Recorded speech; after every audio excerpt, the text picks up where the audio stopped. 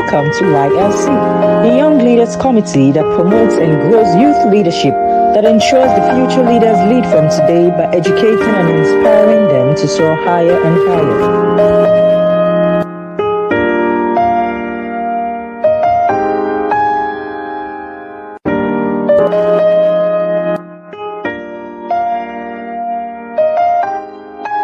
Welcome to Young Leaders Committee, the leadership channel for growing and supporting leaders in all spheres of life. We used the past 20 months to lay the foundation for the development and support series. At that time, we promised you that subsequent series will be more practical. We also would want to urge you to send us topics or burning issues you think would be of interest to you and to many people. Please send such suggestions through our email address displayed on the screen or post them in the comments section. Thank you very much. Note this important fact about leadership, and that's what we are skirting around. And that is the fact that leadership does not exist in a vacuum. And that's why we began the series with building an organization. That was session 1 of series 2. The context or environment of leadership is critically important and should be considered all the time. As you plan to build your organization, ensure you build trust and credibility. Any organization that's not built on trust and credibility is doomed to have an intractable or near intractable challenges. That's why our focus in this second session of Series 2 is building trust and credibility. Building trust and credibility is the focus of this session. We will explore the importance of trust and credibility in leadership and provide practical guidance on how to build and maintain trust with team members. So let's go on to the first part, understanding trust and credibility. What is trust? What's your concept of trust? We think that trust is the firm belief in the reliability, truthfulness, or ability of someone or something. For instance, a trustworthy person keeps a confidence. A trustworthy person keeps a promise and commits to any work assigned and received, even when doing so would go with a cost. A leader who refuses to accept a responsibility is more trustworthy than one who receives responsibilities and fails to deliver. Think about that. Trust in leadership is the belief employees have that their leaders are reliable, trustworthy, and act in their best interests, fostering a sense of security, collaboration, and motivation within the organization. Another dimension of trust in leadership is the confidence employees have in their leaders' competence, integrity, and benevolence. 3 aspects are highlighted in this concept. They encompass character, competence, and care. And I want to call this the 3 C's of trust in the leadership of an organization. Take note, the 3 C's are character, competence, and care. This must be present in a large amount in any organization for the organization to move smoothly and successfully. But it goes beyond that. Leaders also desire to trust their subordinates. A number of times we look at subordinates, what subordinates think about leaders. But what leaders think about subordinates or members of a team is also important. Now let's look at credibility. What is credibility? Credibility is very close in meaning to trust, but they are different. Credibility is the quality of being trustworthy and believable. Somebody people can trust, believe you for what you are, what you can do, what you can offer, and what you say. Organizational credibility is the extent of which an organization is perceived as trustworthy and reliable. It's one important factor that determines an organization's survival. The perceived credibility will either strengthen or worsen an organization's reputation. It's important and noteworthy. Credibility is about what you have done and how others see you. It's based on your qualifications and achievements. Then on the other hand, we have trust. Trust is deeper. Trust is about how reliable and honest you are over time. Now let's proceed to look at trust and credibility conflicts in organizations. In our last session, we defined an organization as a social entity. That naturally highlights two levels of relationship: the personal level and the organizational level. In other words, we are talking about informal and formal relationships in an organization. Very often, these two elements create conflicts of interest. How? The conflicts arise because the emphases are different and cause divergent interests. While the organization is more inclined to emphasizing and focusing on relationships and perspectives that promote corporate interests, the workers or members have great need for interactions that will suit them and boost their ego or confidence. Such conflicts or dichotomies usually breed dissatisfaction or disaffection. They create trust and credibility challenges. For instance, when certain workers get the impression that their leaders don't bother about their welfare and interests, some of them may react negatively. Incidentally, the undiscerning leader may take such negative reactions as a reason not to trust the workers. A worker had a very bad morning before going to work, bemoaning himself in his office with his head on his table. His superior accosts and charges at him. Is this worker the unserious type that the boss says he is? Maybe not, maybe. Sadly, it could make the worker to build a wrong impression about the boss. And that brings in or lets in trust and credibility issues. How important then is trust in leadership? How important is trust in leadership? We said earlier that organizations are social entities. Social entities have relationships. In fact, social entities are made up of relationships. Therefore, there's need for trust among all the players.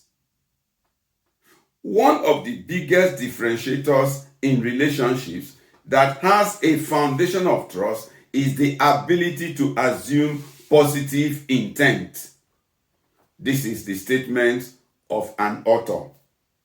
He used the expression, assume positive intent.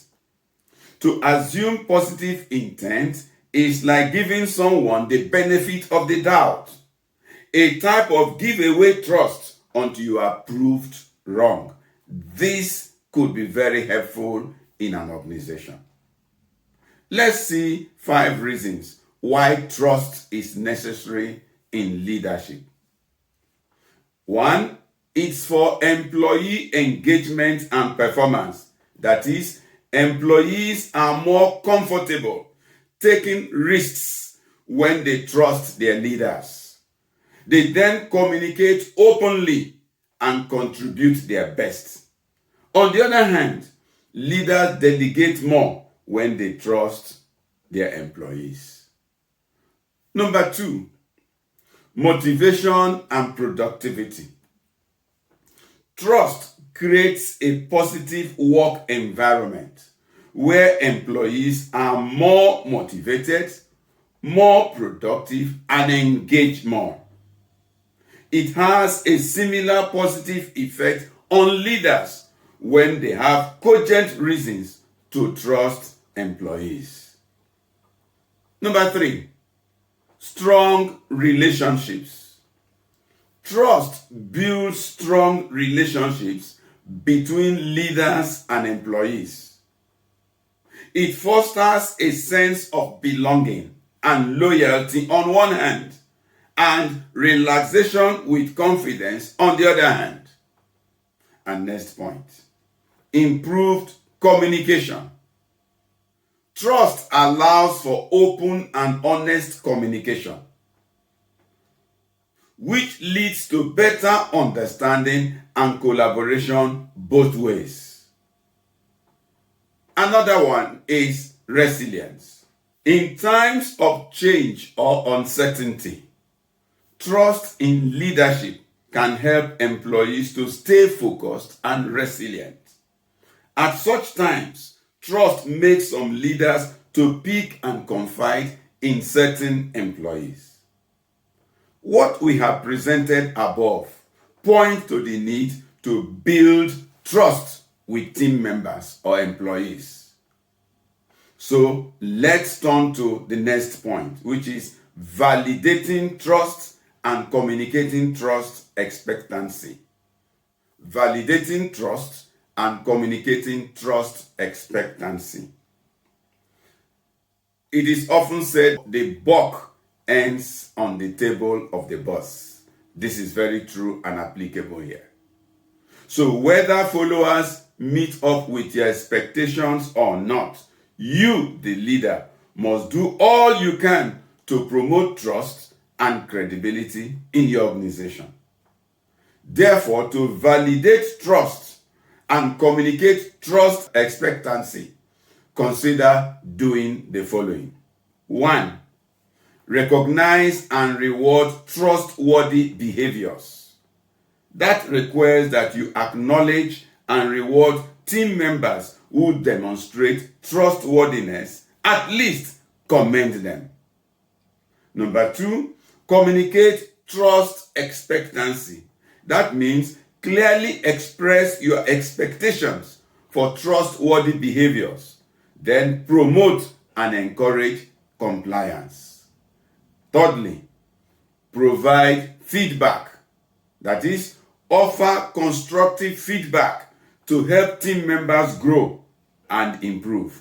While feedback is necessary, please use the method that will resonate well with majority of the people in the organization. It will motivate and elicit future responses. Let's proceed now to building trust with team members. Building trust with team members. To build trust with team members is absolutely important, but it demands a number of things. To build trust with team members is important, but it makes its demands. 1, it demands integrity and transparency. That means leaders should be honest, transparent, and consistent in their actions and communication. It will almost always provoke a positive response. 2, building trust with team members requires competence and capability. Leaders should demonstrate expertise and the ability to effectively lead and make decisions. When leaders fail to demonstrate this, they make some team members question their ability to lead and will even wonder, how did they get to their post in the first place? So you need to take note of it. Number 3, benevolence and caring. Leaders should show genuine care and concern for their employees' well-being and development, while employees are also encouraged to show concern and interest in the well-being of their leaders. Possibly beyond what many of us know, leaders need care also, and they value members who demonstrate benevolence and care towards them. Number 4, consistency and dependability. Leaders should fulfill their promises and follow through on their commitments. They are also expected to demonstrate reliability and dependability. The next point, open communication. Building trust with members requires open communication. We cannot overemphasize the importance of open and sincere communication. Leaders should create a culture of open communication where employees feel comfortable sharing their ideas and concerns. Employees will also do well if they would freely communicate with their leaders, at least with much feedback. It also requires empowerment and autonomy. That is, it requires that leaders should empower their employees to take ownership of their work and make decisions so they could foster a sense of trust and autonomy. Similarly, employees will do well if they act and relate in ways that encourage leaders to discharge these functions with excitement. It also requires supporting employees.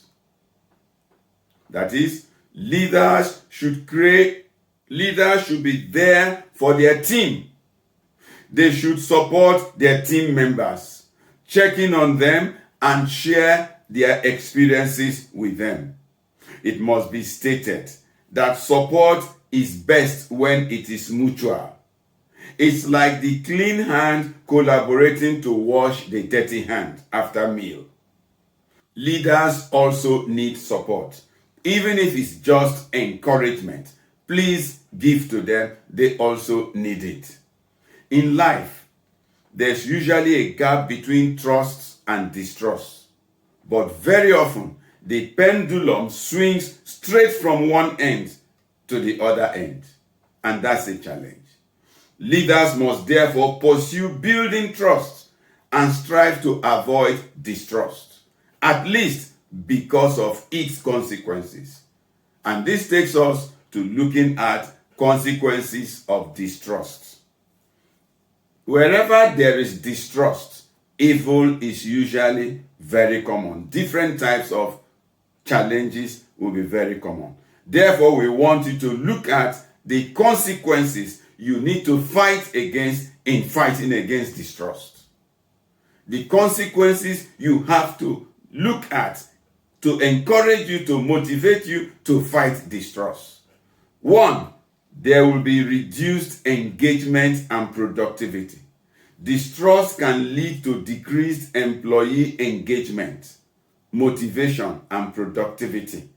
So you need to handle it. Number 2, poor communication and collaboration can set in to wreak havoc. Therefore, deal with distrust, because distrust can create a climate of fear and suspicion, which will likely hinder open communication and collaboration. Thirdly, distrust could amount to increased stress or employee turnover. That is, distrust can lead to increased burnout and cause employees to come in and go out at a very high rate.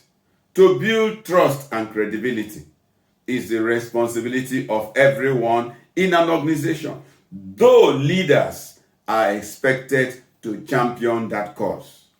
Leaders, you are there to create the right atmosphere of operations and even make employees choose to align with your vision. With this, we want to look at overcoming trust barriers. How can we overcome trust barriers? Distrust could be as a result of trust barriers. Tackle them in the ways that promote trust. Tackle them in the way that ensure unity and collaboration. Ensure your method doesn't worsen the situation, because that has been the case in some cases. To overcome trust, we want to encourage you to consider the following. Acknowledge and address mistrust. That is, recognize when trust has broken down and take steps to repair it. That demands that you find out the cause of the mistrust or distrust and deal with it from the root if possible and when possible. Number 2, foster open communication. That is, encourage team members to share their concerns and feedback. Use different ways of motivating and eliciting responses. Be people-centered more than being self-centered. Number 3, demonstrate empathy and understanding. Show team members that you care about their feelings and their perspectives, and really do so. Next solution, take responsibility. Take ownership of mistakes and apologize when necessary. To gain their trust, endeavor to avoid repeating the same mistakes and apologizing too frequently. As you build your organization, be careful and wise to build trust and credibility as the fundamental basis for a strong and lasting organization that produces up to your goals and objectives. It's possible, it's doable, but takes a lot. Give it what it takes, and you will get from it what you desire. Thanks for watching. Did you pick anything new? Do you disagree with any thoughts expressed here? Is there something you would like us to know? Please send them to the comment section or via our email address on the screen. Our international forum has commenced, and we held our first quiz in February. The prizes were really handsome and worth the effort. Decide to be part of the next. For your information, we hold quiz every February, May, August, and November. See you at the next session. Thank you.